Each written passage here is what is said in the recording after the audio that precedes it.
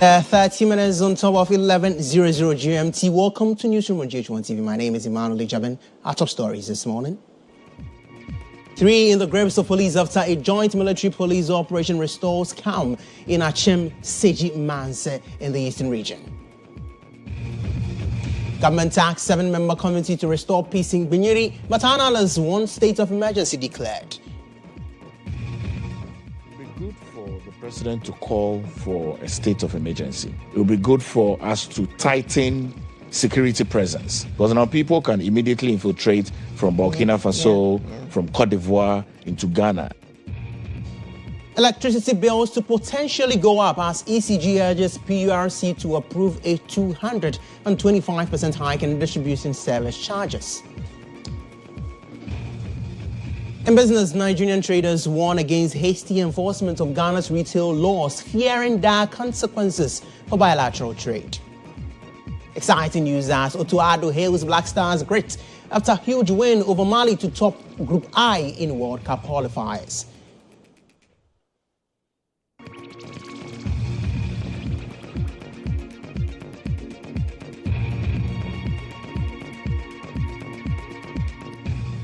We've got the details of these stories and many others, including the recent Russian attack on Ukraine, in the bulletin. Stay with us. We'll be back shortly.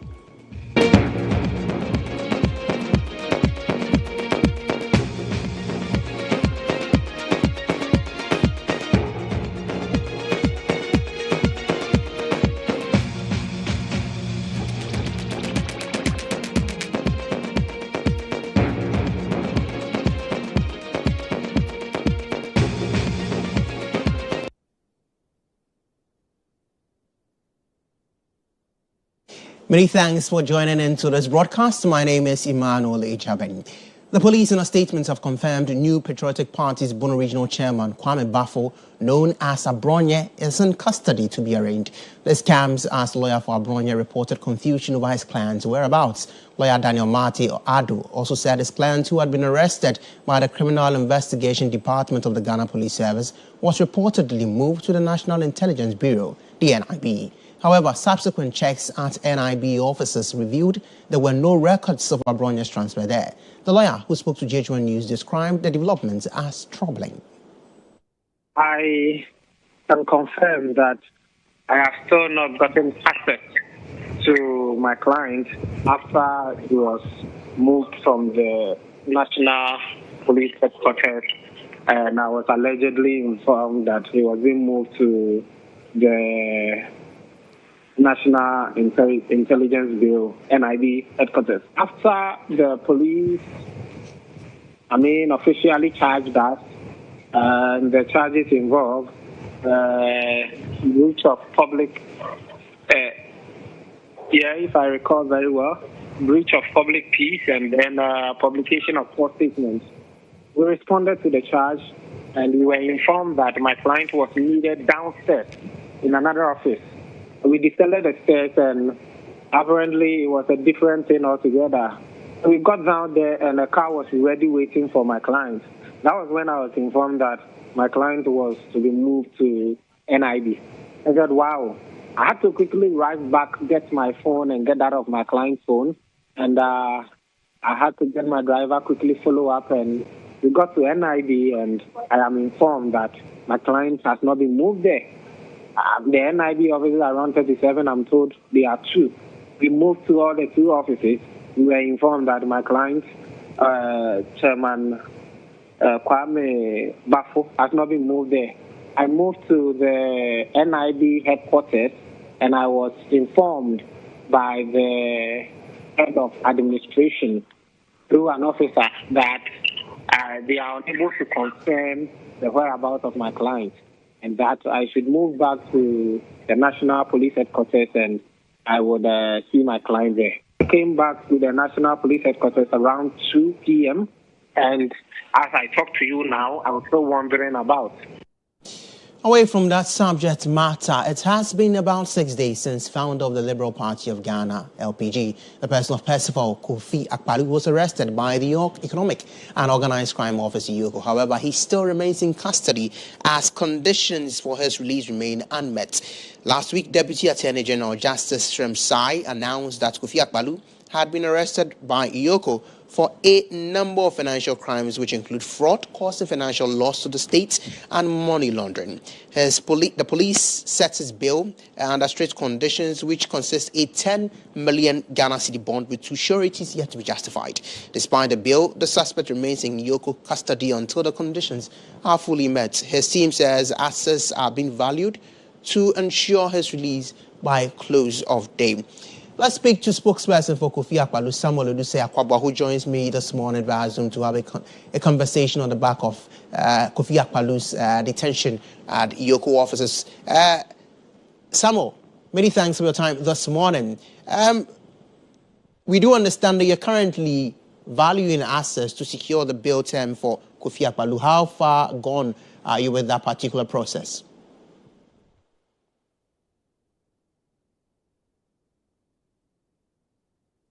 Samuel, if you can unmute your mic for us to hear you loud and clear.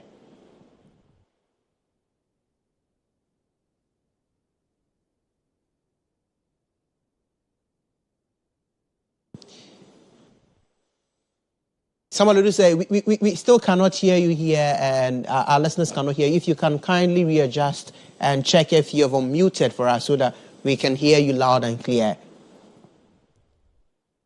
Can you hear my voice?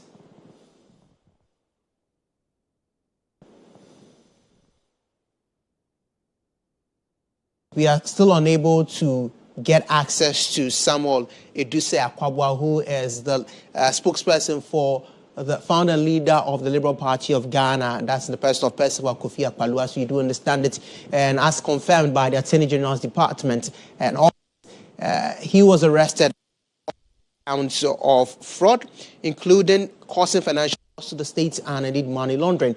EIOCO has him in detention, and the bail term set for him is around 10 million Ghana cedis with 2 sureties yet to be justified. We do understand that 6 days since that particular bail term was set by EIOCO, we do understand that Kofi Akpaloo is yet to meet the conditions set by EIOCO, and we do understand as well from his team that an assessment is currently underway on his assets to ensure that they are able to fully meet and comply with the bail conditions that has been set by the Economic and Organized Crime Office. We are still trying to make contact with Samuel Agyabeng, who is the spokesperson for Kofi Akpaloo. We have him now on phone. Samuel, can you hear me?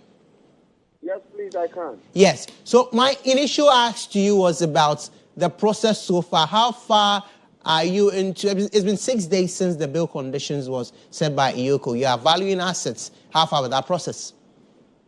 I'll take this opportunity once again to greet your viewers and listeners. The bail condition was being set on Friday. And we are now valuing assets. Probably, God willing, today we will meet the bail condition, and the founder and leader of the Liberal Party of Ghana will be granted bail today. Many have had cause to wonder, is it a challenge of the sum, or truly you are able to meet it? Just that, because there's a concern that if you're unable to meet that 10 million, perhaps his legal representative could have negotiated for a much lower amount. Did that cause of action happen? And what was the response from the EIOCO, if any? We were able to meet the bail requirements. But here in Ghana, when an asset is being brought, there should be a value. People should go and value. So they are doing it today, and probably by the close of the day, it will be done, and the bail condition will be met, and the founder and leader of the Liberal Party will be out. Someone, let me get this clarity. Are you saying that the challenge here is not about ability, but rather just a process of assets valuation? Yes, please. Right. So you're hoping that by close of day, he would be out of EIOCO cells? Yes, sir. We are grateful that you could speak with us. Samuel Agyabeng is with Kofi Akpaloo. He speaks for the founder and leader of the Liberal Party of Ghana. As we do understand it, he was arrested by the Economic and Organized Crime Office on issues concerning fraud, and causing financial loss to the state, including money laundering. We do understand that assets are currently being valued. It is not a challenge of whether or not he's able to afford to meet that bail condition. We do understand that it's rather a process of asset valuation that has kept him still in Yoko offices. And when they're able to complete that today, he should be allowed to go home.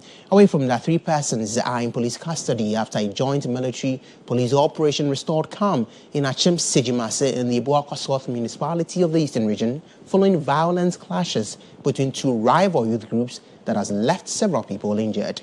The disturbances, which started last Thursday, were triggered after a suspected drug addict allegedly assaulted a resident, accusing him of flirting with his girlfriend. The victim reportedly mobilized townsfolk to retaliate, sparking a series of bloody confrontations between ghetto boys and the town's youth. Eyewitnesses reported the use of machetes and firearms, with repeated gunshots sending many residents fleeing the community. Calm was restored on Sunday when security agencies stormed the town. Authorities are, however, still pursuing the alleged ringleader, identified as Ochiman Rasta. Assembly member for Segyimase confirmed the incident, saying that he had requested security reinforcements. He added that the injured victims are receiving treatment at the Kibi Government Hospital, where police prepare to arraign the suspects before court.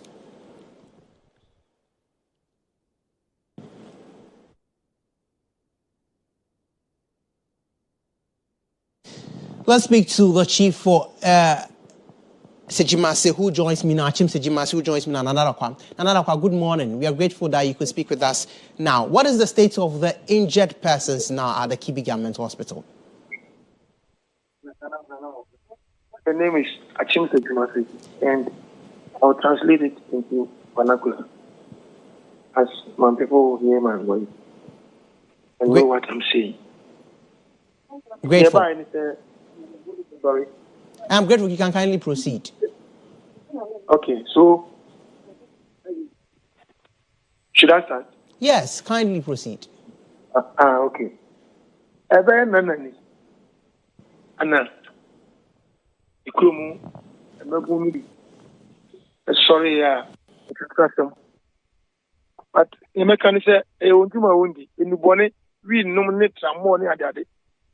Na and to question on the cloning Maria Sekai.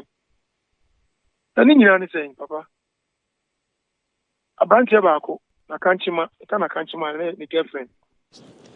No name, a branch of Akunya Casacasa. Until Baba on in a cofa, a corny boy and a coboda man, yes, when you pass me see about the Vatican. And also, but no Quama, no far dom. That domino. A person call a branch in few. A monk, no branch in you, in a girlfriend or no. On Bonitiano, and I don't know. I say them when you're a free gene at television about down in your own papa. I say, yeah, oh, yeah, and so on time to us call a branch, a down for my call. But don't call no one sending them when you're putting say name. About the way, call Sophie, a 33 Yawadan. Thursday, started. Yawada. Emma, it was any muno quacquano, any last Sunday, 3 days ago. Anna, one the affair, a domino, I yes, Nipa making one thing. One fresh from 1 dear man. Because on the Macoca said, Yan Trauma, Kuno, one Macron in Yabasabasa. It means to me fair, the organizing Kumani and buying them. Because I was a neighbor, and yet, the moment sorry. Now, Yanuon. Yanchi Francoma, Lucifer, or Prince Fonacas bar, no way, no way. It is Saturday on Tiafam time. Oh, there's an idea. You can't have your target. Enti, Umbe, the Muni Panya Secano, but a Brantine will be left and right. So, Machino, no abo, if you could too, no, num, no piano, maybe and that's a kitwa. And Mr. Jabby Fair Process for also an Okika, a year on buyer, a attack any penny, you swear, Johnny. I will move friend, you are not meeting me for another police station 1 year court. Nana, Mr. Bisa say, a year or Chiman Rasta, yeah, you yatin and Casse, Motion Munsan Canon, What we are fan home so far? Until we are fan so far, we can now. What don't mean any? When we are so nimraso, because only the boniate nimre ato. Now, when kids are on the end, we should more far or more prior. I had to say, you know, Moko Chebi Hospital, no, or more to me, you more Kofi and as a stella or more Arisabia. Yo, me that's it. About what? Or no, yes, suspect now. Or no, surprise, no. On the other side down. That's what the okra send it TikTok. Am I? Pretty for it's not in chain. Now, I'm saying one hand off on the ball. We need quite fast. That be on TikTok. Yes, I was standing my end. Let's send them, Mamma. Oh, no, so no, my way here. Come send them a water. Nanadakwa yeda CPC to me Kasaya. We just spoke to Nanadakwa. We had to speak in the local language, the Akan Asante Twi language, because the chief of Akyem Segyimase found that the most convenient way to properly address and get his residents as well who are abreast with happenings. He confirms our earlier reports that suggest that indeed the clash was due to some bit of misunderstanding, but he largely blames what happened to the illicit use of drug by young persons there. He mentions indeed that one of the persons who was injured remains in hospital. Indeed, he confirms to us as well that the ringleader, Ochiman Rasta, has not been found yet. He says that he has fled, but he is of the firm belief that authorities will bring him to book and he will be brought to justice. Away from that, private legal practitioner Kwame Jantua is advocating for a national development plan specifically tailored to the northern part of the country. According to him, such a plan would promote development with the potential to reduce conflicts. Currently, internally displaced persons in the Savannah region are crying out for urgent help after fleeing deadly clashes between Gonjas and Brefos. With makeshift camps overwhelmed and basic amenities lacking, women and children are bearing the brunt of the humanitarian crisis. The Gbiniyiri land dispute that erupted on August 23 has left in its wake more than 30 deaths, dozens of burnt homes, and shattered livelihoods across 61 communities in the Bole traditional area. At least 48,000 people, mostly women and children, are documented to have fled to refugee camps both in Ghana and Cote d'Ivoire.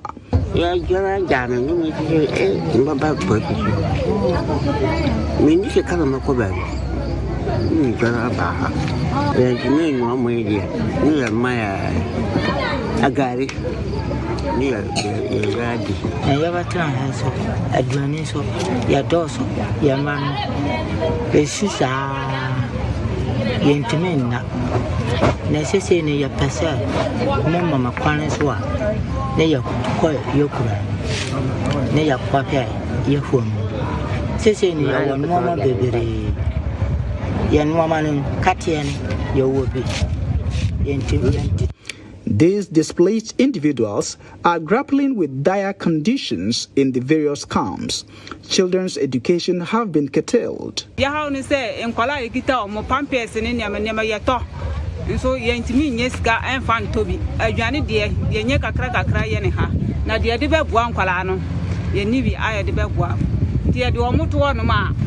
Awoni nti amosora na omo popo. The endo say we dey gari by ebimu ndi gari.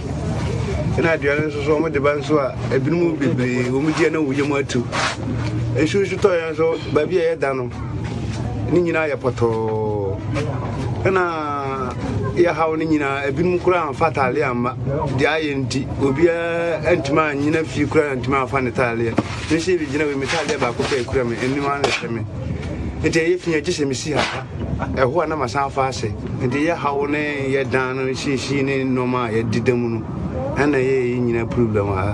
Access to water, food, and hygiene remains a daily struggle for hundreds of displaced persons. It has not been easy with us, though the government is trying their best. But some of the challenges that we are facing is the rice that they have been given. So the cooks only tried their best to cook the rice, but I don't know the kind of rice. So it's not only well cooked. And other challenges is because of the raining. Whenever it's rain, like the day it's rain, the women find difficult to even sleep. If they can look like the other way to get some mattresses on sleeping places so that it can make a sleeping convenient for us. At the Solar Tuna Kalba Police Station shelter, residents complain of poor meals, leading to constant diarrhea, while traumatized mothers mourn their missing spouses and struggle to care for infants, a challenge echoed by the Red Cross, which has appealed for further support from stakeholders. What we are doing is that the breakfast, we're supposed to get some beverages that we can use to support the people. And actually, we don't have any beverages around, because when you want to give them the beverages, you need to add bread and whatever. So we normally do a food that will actually support them. So because of that, sometimes we do rice water. And this rice water takes time before they get the breakfast. If you look at the population of the people, if you want to provide them bread or any bull fruit or whatever, I don't know whether we can call it donor or whatever, it is going to be a problem to the camp. So we are pleading that if we can get that kind of support, it will be easy to take their breakfast fast. Ghana's National Disaster Management Organization, NADMO, admits it is struggling to provide proper meals due to financial constraints. Because we have enough rice and we have enough oil to be able to take care of these people, at least for the next 1 to 2 weeks. However, we have challenge in terms of financial resources. We are resource constrained because you need to add ingredients. You need to add some protein needs, especially the children. You can see that it's the children that are many. Although interventions by the Yagbon Ra and the government have seen many return to their communities, over 13,000 residents remain refugees across Côte d'Ivoire and Burkina Faso. Well, Kwame Jantua believes a plan, which is a concrete plan for the North, will help address repeated conflicts that occur in the northern belt of the country. He spoke earlier on GH Today with Lily Mohammed. Before government even comes in, it can be sorted by the chiefs there. What is it? And this is where the entire development of the area comes into question. And I have said, and I'll continue to say, we need a specific national development plan for the North. Period. Okay. Period. Look, what is gold in the North? What is gold in the North? Gold in the North is water. Water. Water alone can transform the North. And we need to be very conscious of developing the North, because what does it do? It opens up Ghana into the entire sub-region. And what does it also do? People would want to go there and work and do things there. So we need to sit consciously and plan. And plan. And that is where the issue is. So many idle hands, absolutely doing nothing. And yes, the gun question should be looked at, because it's getting very, very scary, especially with Galamsey in the fray. Getting very scary.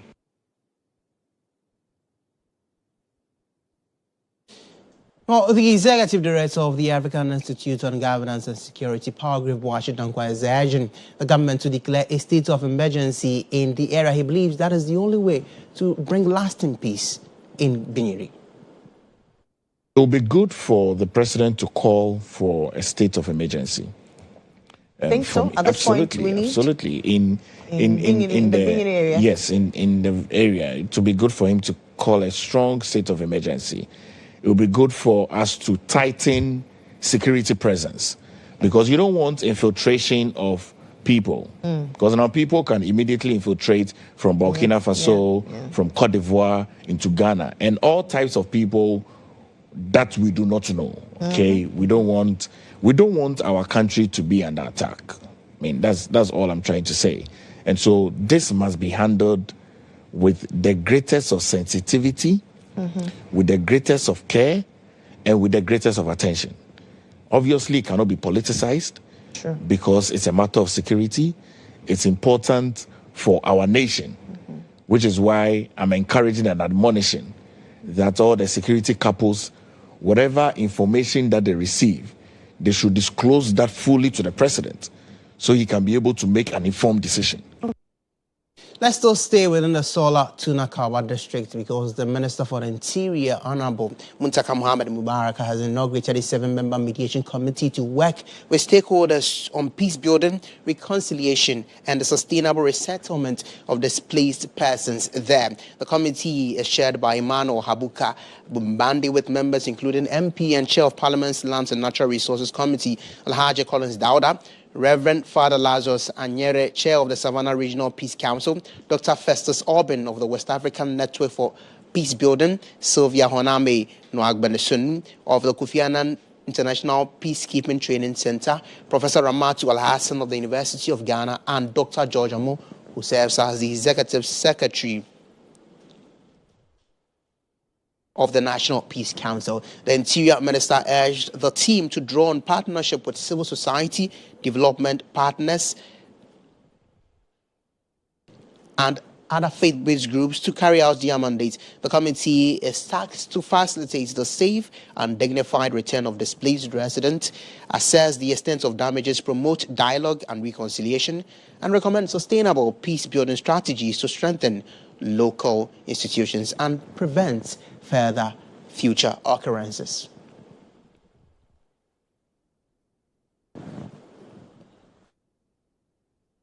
Let's talk power, because the Electricity Company of Ghana, ECG, has proposed a 225% increase in its distribution service charge to the Public Utilities Regulatory Commission for the 2025 to 2029 tariff period.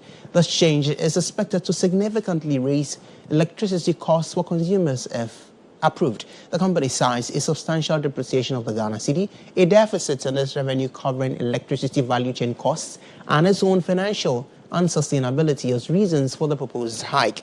The increase would elevate the distribution service charge from 19 pesos to 61 pesos per kilowatt hour.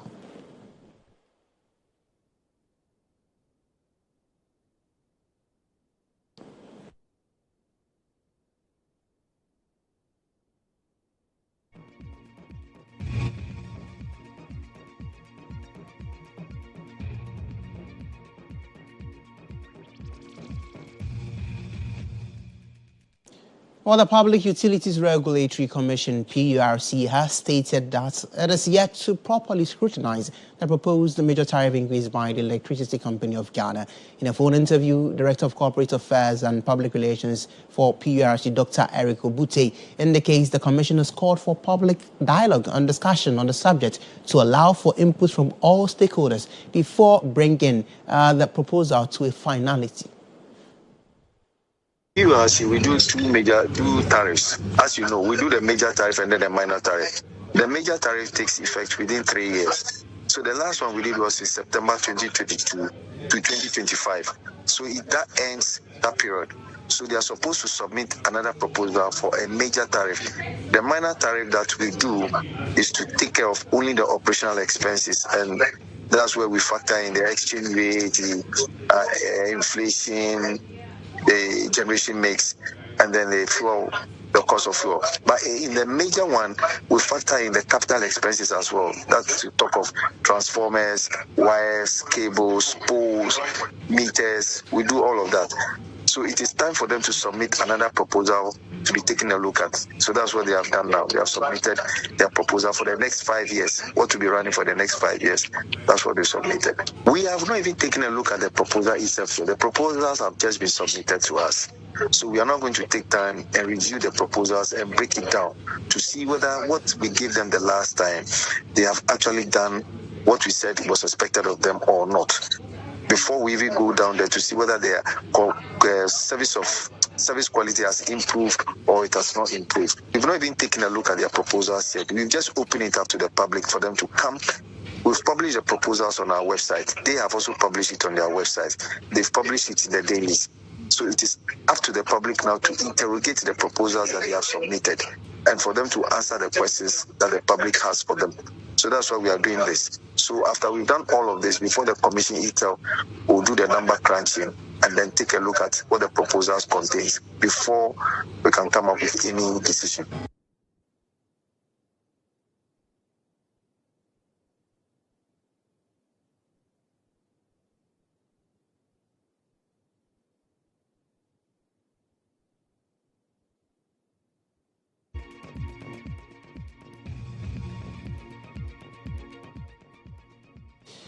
Let's discuss this subject matter extensively with the Executive Director of the Center for Environmental Management, Sustainable Energy, Benjamin Nsia. Benjamin, good afternoon and welcome to Newsroom on GHOne TV. The ask for me here really concerns the fact that persons have stated that for ECG, the 225% increment, that particular increment is one that largely could be put aside if ECG were to strengthen its own inefficiencies and solve its own problems within. How do you counter the arguments, and if you support that particular position? I support that particular position 100% because I believe that there are certain inefficiencies and ineffectiveness that accumulate to certain revenues that ECG would have made from the service it provides to end users. And if they're able to manage those inefficiencies appropriately using certain innovations, certain managerial leadership techniques, I don't think that we should be paying 225% increment in tariff. But the concern also on a management perspective, and if you were in management, I believe you'd have the same notion. The distribution losses that ECG suffers is because there are persons within the value chain, consumers like ordinary Guineans, who decide to steal power. They decide to use other means to take away the power. So what does not be a punishment there for those who are actually doing the wrong thing, rather than calling on the ECG to strengthen its own enforcement measures? Yes, I think that that would be a simple argument to make. As an organization and institution that is profit-oriented, at the end of the day, your focus must be how to stop some of these leakages. And that is why I mentioned earlier that if there's the need to apply certain innovation in terms of technology, in terms of managerial leadership, I think that they need to look at that particular area very well. The sense is that, yes, we are all procuring power. I pay for power, others don't pay. And because others do not pay, you want me to pay higher for those who do not pay. I think it doesn't make economic sense. I think the sense of this matter is that ECG has bought meters. Right? If you look at the recent report about their frivolous procurement, they've bought meters that they don't even need. They've bought meters that they've circulated these meters, distributed these meters at various households level, but according to them, 45% of these meters are not working properly or are inefficient or ineffective. Now, 3, we also know that they are under-declaring revenues. So the issue about ECG is not continuous ballooning of the tariff structure to ensure that there are certain revenue mobilization. I think the problem has to do with corporate governance. And if they're able to manage their corporate structure very well, they don't need to come to Ghanaians for any tariff increment. The sense is that in any jurisdiction, when you want to increase tariff, you look at the socioeconomic impact of the tariff on your households and also your industry. Now, we want our industries to grow. We want them to be very competitive.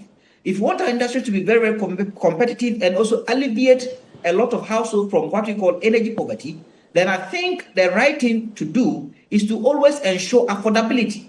You can always ensure affordability through adoption of certain new technologies or maybe cutting down certain expenditures or expenditure in your organization. I think that is the focus. That must be the focus of ECG and not always come to us for tariff increment.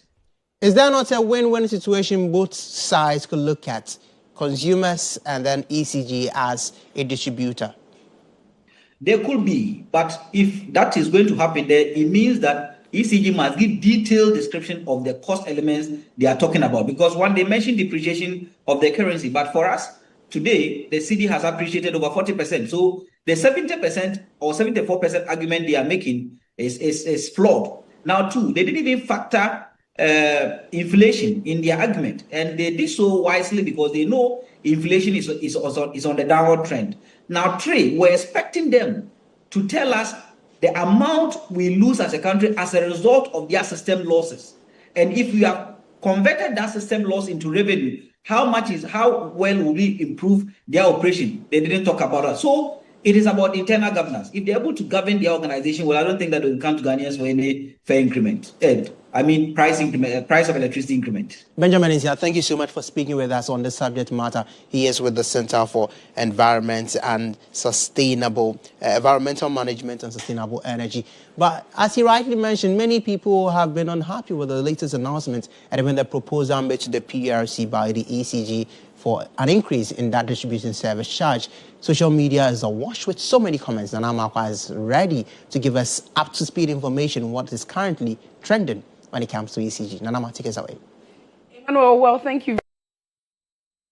When you hear that, it sounds like quite a lot.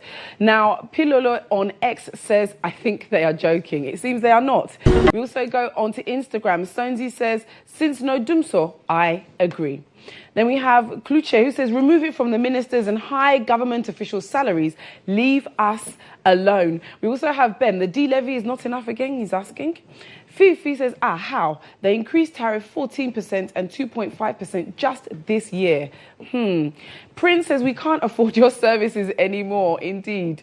We also have Baba Musa. Out of someone's mismanagement, we, he says, are suffering. We also have Samuel. If that's so, what's the purpose of 1 cedi levy on petrol and diesel introduced recently? Absolute non-starter.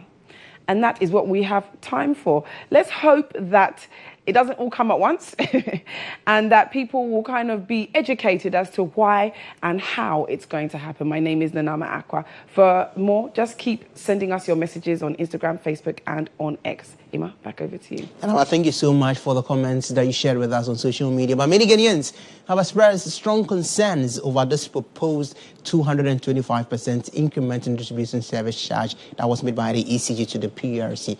Now, when we took to the streets, they are warning that such a drastic hike could lead to a surge in illegal connections and significantly raise the cost of goods and services in the country. They are calling on government to step in, fearing that it could result in widespread economic hardship.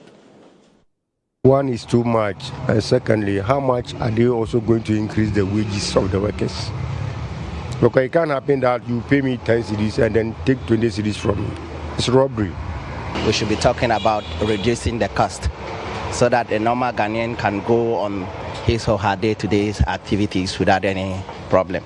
Because you see, because of this high electricity payment, people go in for illegal, which is very, very wrong. So by reducing the tariff, people will pay and they will not see the need of going in for illegal connections. We should be talking about reduction in the prepaid so that the common man in the street can buy 10 cedis and use for 2 or 3 days or at least a week. To reduce our work limit, it's becoming expensive. He has to consider. Too expensive. Too expensive. It's not going to help us.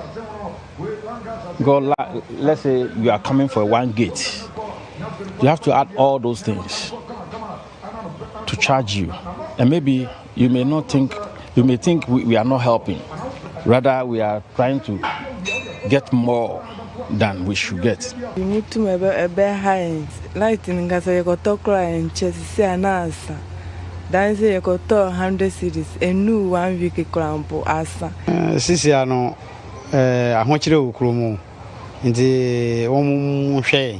Now, almost to my Bahagi, the engine and engine our system name wedding.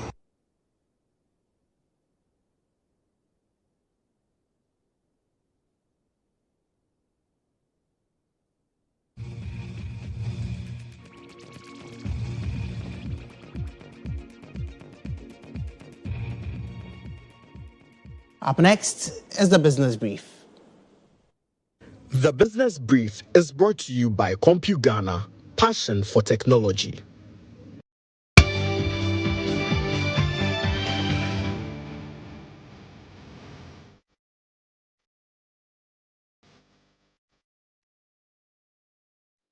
In a business brief this afternoon, the International Union of Foods Africa are calling for stronger enforcement of laws and a future where every fisher and seafood worker is free, respected and secure. According to the unions, they are ready to work with all stakeholders to ensure the effective domestication, implementation and enforcement of ILO Convention 188 on working fishing, as well as the passage of the new Fisheries Act and other worker-friendly laws to safeguard the industry. My colleague Rosamond Akwoko-Ajeti filed this report. The seafood sector remains a lifeline for millions of households across the continent. In Ghana, it provides about 60% of animal protein in the national diet and is the main source of protein. In 2024 alone, more than 2.5 million people were employed in fisheries and aquaculture. Women play a central role, especially in fish processing, smoking, marketing, and sustaining households and communities. The sector contributes roughly 1.2% while sustaining rural and coastal economies. But the sector also faces major risks from depletion of fish stock and unsafe working conditions to child labor, trafficking and exploitation. At the International Union of Foods IUF Africa Seafood Division,